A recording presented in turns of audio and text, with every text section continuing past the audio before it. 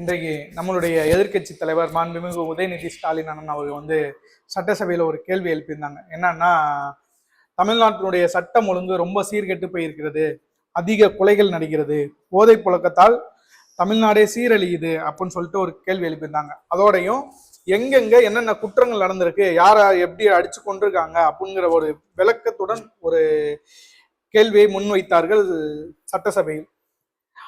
பதிலளிக்க வேண்டிய துறையின் அமைச்சர் யாருன்னா மாண்புமிகு முதல்வர் அவர்களுடைய கட்டுப்பாட்டில் தான் இந்த ஒரு துறை இருக்கிறது, காவல்துறைங்கிற ஒரு துறை இருக்கிறது.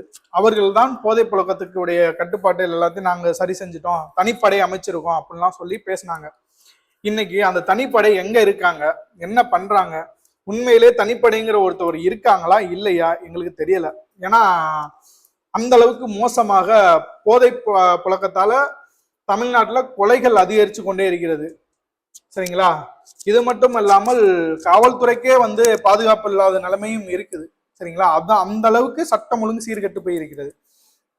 மாண்புமிகு எதிர்கட்சி தலைவர் அவர்கள் கேள்வி எழுப்புனதுக்கு பதில் சொல்ல வேண்டிய அமைச்சர் மாண்புமிகு முதலமைச்சர் அவர்கள் தான். அவர்கள் அவைக்கு வரவில்லை. என்ன காரணம் என்று தெரியவில்லை. ஒருவேளை முன்னாடியே இந்த கேள்வி கேட்க போறாங்கிறனாலதான் வந்திருக்க மாட்டாருங்கிறது எனக்கா தோணுது. என்ன காரணம் என்றால், இந்த கேள்வி கேட்க போறோம் அப்படின்னா மாண்புமிகு கொறடா அவர்களிடம் ஒரு மனு கொடுத்து நாங்கள் இந்த கேள்வி கேட்க போறோம் அப்படின்னு மாண்புமிகு சபாநாயகரிடம் அந்த கடிதத்தை கொடுப்பார்கள். சரிங்களா? அந்த கடிதத்தை பார்த்து விட்டு அவர்கள் தான் எந்த கேள்வி எந்த நேரத்துல கேட்கணும் அப்படிங்கிற ஒரு இதுவே டைம் குறிப்பிடுவாங்க. அது போலதான் இன்று மாண்புமிகு எதிர்கட்சி தலைவர் கேள்வி கேட்டாங்க. அதுக்கு பதில் சொல்ல வேண்டிய மாண்புமிகு வரல, அமைச்சர் வரல, முதலமைச்சர் கேள்வி கேட்க போனாங்க. கேள்வி கேட்டா என்ன பதில் சொல்லணும், ஏன்னா அவருக்கு தெரியாதுல்ல. இதனால அவர் ஸ்கிரிப்டை பார்த்தே படிச்சு பழகிடுச்சு. அதனால பெருசா ஒன்றும் தெரியாது. சரி, முன்னாடியே கொஸ்டின் தான் கொடுத்துருக்காங்களே, நீங்க கேள்வி எடுத்துட்டு வாங்கன்னு சொல்லியிருக்கலாம். ஆனா அவருக்கு என்ன தயக்கமோ என்ன மயக்கமோன்னு தெரியல. மிக எதிர்கட்சி தலைவர் கேட்கிற கேள்விக்கு இதுவரைக்கும் சரியா பதில் சொன்னதே இல்லை. கட்சியினுடைய முதலமைச்சர் தான் இப்படி பதில் சொல்றாரு, கேள்வியை டைவர்ஷன் காமிச்சு அப்பாவை காணும் இப்படி கையெல்லாம் போட்டு ஆக்ஷன் பண்ணீங்க. அதே போலதான் உங்களுடைய முதல் போட்ட அமைச்சர் ஒருத்தர் இருக்காரு. நீங்க முதலமைச்சர், உங்களுக்கு முதல் போட்ட ஒரு அமைச்சர் இருக்காரு. அவர் வேகமா எந்திரிச்சாரு, கேட்ட கேள்விக்கு பதில் சொல்றேன் அப்படின்ட்டு எந்திரிச்சிட்டு அவர் என்ன பதில் சொல்றாருன்னா, எங்கள் அவையில் நாங்கள் 108 பேர் இருக்கோம், நீங்க அங்க 57 பேர் தான் இருக்கீங்க, நாங்கள் கூச்சலிட்டால் நாங்கள் இது பண்ணால் இது சரியா வருமா அப்படின்னு வேகமா எந்திரிச்சாரு. சபாநாயகர் ஒரு நிமிஷம் இருங்கன்னு மண்டையிலே ஒரு கொட்டு கொட்டினாரு. கொட்டி, இது மரபுக்கு மீறிய ஒரு வார்த்தை, இதை அவை குறிப்பிலிருந்து நீக்கிக்கிறேன்னு சொல்லிவிட்டு அதை பத்தி பேசக்கூடாதுன்னு சொல்லிட்டு நீங்க பேச வந்தது என்னவோ அதை பேசுங்க அப்படின்னாரு. அப்ப வேகமா எந்திரிச்சு உங்களுடைய ஆட்சியில் இந்த குற்றங்கள் நடந்திருக்கு, ஒரு போட்டோலாம் காமிச்சு இந்த தான் 2 வயசு பாலியல் சிறுமியை வன்கொடுமை பண்ணாரு அப்படின்னு அதுக்கு நீங்க என்ன நடவடிக்கை எடுங்க, அவர் மீது வழக்கு பதிவு செய்து அவருடைய கட்சி பதவியில் இருந்து பதவியை பறித்திருக்கு, அவர் மீது வழக்கு செய்து அவருக்கு கொடுக்க வேண்டிய தண்டனையை வழங்கி நீதிமன்றத்தில் உட்கார வைத்திருக்காங்க. நீதிமன்றத்துக்கு போய்விட்டால் இதற்கு அப்புறம் தீர்ப்பு வழங்க வேண்டியது நீதிமன்றம் தான். அதோடைய விசாரணை போய்கிட்டு இருக்கு. சரிங்களா? அது மட்டும் இல்ல, போதை பழக்கத்தை பத்தி பேசினாங்க.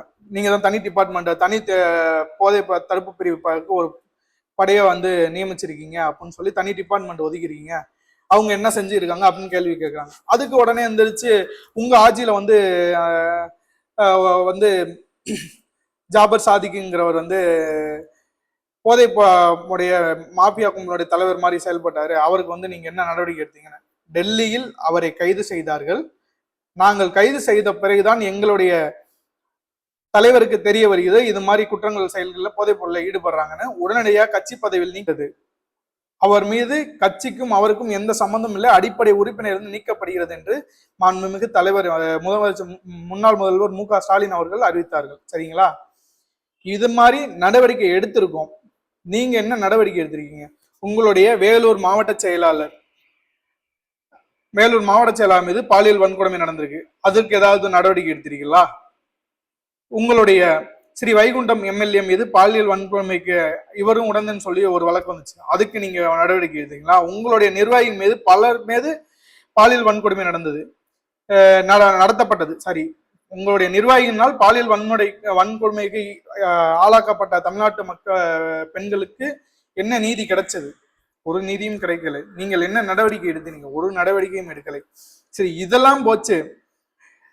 தமிழ்நாடு மட்டுமல்ல, இந்தியாவை உற்று நோக்கும் அளவிற்கு உங்களுடைய அமைச்சரவையில் இருக்கும் சரத் அவர்கள் ஐபிஎல் மேட்ச் ஸ்டேடியத்தில் பவுடர் நுணுக்கியதை கேட்டதற்கு நீங்கள் பேராஸ்டமல் மாத்திரையை தான் நுணுக்கணும் அப்படின்னு சொல்லி சொன்னீங்க. இதை சட்டசபையில் கேள்வி எழுப்பினால் அதே சட்டசபைக்குள் தானே இருக்கிறார் அதனுடைய அமைச்சர், அவர் விளக்கம் கொடுக்க வேண்டியதானே. இதுக்கும் முதல் போட்ட அமைச்சர் தான் எந்திரிச்சு பதில் சொல்றாரு. சாரி, இதுக்கு முதல் போட்ட அமைச்சர் எந்திரிச்சு பதில் சொல்றாரு. இதை விட்டு இன்னொரு அமைச்சர் இருக்காரு, டவுசர் போட்ட அமைச்சர், அதாவது ஆர்எஸ்எஸ் உடைய அமைச்சர் இருக்காரு. அந்த ஆர்எஸ்எஸ் உடைய அமைச்சர் வந்து என்ன சொல்றாருன்னா, அவரும் வந்து கேட்டா அவர் ஒரு கேள்வி கேட்கிறாரு, உங்க ஆட்சியில இப்படிலாம் நடக்கலையா, உங்க ஆட்சியில இந்த மாதிரி நடந்துச்சு. யோ, கேட்ட கேள்விக்கு பதில் சொல்லுங்க ஐயா. அந்த விட்டுட்டு நீங்க என்னமோ உட்காந்துக்கிட்டு உங்க ஆட்சியில் நடக்கலையா, உங்க ஆட்சியில் நடக்கலையா, முந்தைய ஆட்சியில் நடந்துருச்சு, மக்கள் அதனால மாற்றத்தை கொடுத்துட்டாங்க, ஓகே ஏத்துக்கிறோம். இப்ப இங்க என்ன நடந்துச்சு, அதுக்கு என்ன பதில் கொடுத்துருக்கீங்க, அதுக்கு பதில் சொல்லுங்க அப்படின்னு தான் சபாநாயகர் அவங்க சொல்லிட்டு பேச்சுவார்த்தை போயிட்டு இருக்கு. இப்படியே தொடர்ந்து கொண்டே இருக்கும்போது அந்த தவறு செய்த ஒரு அமைச்சரிடம் கேள்வி கேட்கும் போது அவர் என்ன சொல்றாருன்னா, நான் ஸ்டேடியத்துக்குள் பவுடர் நுணுக்கினேன் அப்படின்னா, போதைப் பொருள் தான் மாத்திரை தான் நுணுக்கினேன் அப்படின்னா அதை விற்க அனுமதி கொடுத்தது உங்களுடைய ஆட்சி தானே அப்படிங்குது. அப்ப நீங்க பவுடர் வந்து யூஸ் பண்ணுங்கிறத ஒத்துக்கிறீங்களா?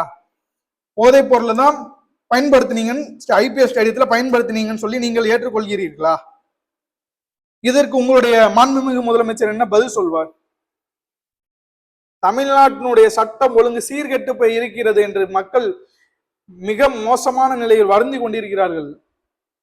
இப்படி ஒரு ஆட்சியாளர்களை கொண்டாந்து அமைத்து விட்டோம் என்று மக்கள் கஷ்டப்பட்டுக்கிட்டு இருக்காங்க. அதுக்கு பதில் சொல்லுங்க, மக்களை காப்பாத்துங்க. ஏன்னா அதுக்கு துப்பு இல்லாம நீங்க உங்க ஆட்சியில் நடந்துச்சு கேள்வி கேட்டுக்கிட்டு இருக்கீங்க. கேட்ட கேள்விக்கு பதில் சொல்லுங்க. இல்லையா, பதில் சொல்ல தெரியலன்னு சொல்லிட்டு வெளில போயிட்டு எங்களால முடியலன்னு சொல்லுங்க. இதை விட்டுட்டு உங்க ஆட்சியில் நடந்துச்சுன்னா அந்த ஆட்சியில் நடந்ததுனால மக்கள் மாற்றத்தை கொடுத்து உங்கள்ட்ட கொடுத்துருக்காங்க. அப்ப நீங்க அதுக்கு என்ன பண்ணிருக்கீங்க? தமிழ்நாட்டை திரு மு.க. ஸ்டாலின் அவர்கள் முதலமைச்சராக இருக்கும்போது வளர்ச்சி பாதையில் நோக்கி கொண்டு போனாங்க. ஆனா இப்ப தமிழ்நாடு வந்து அழிவு பாதையில் சென்று கொண்டிருக்கு. இதுதான் மிகப்பெரிய மாற்றமாக இருக்கிறது.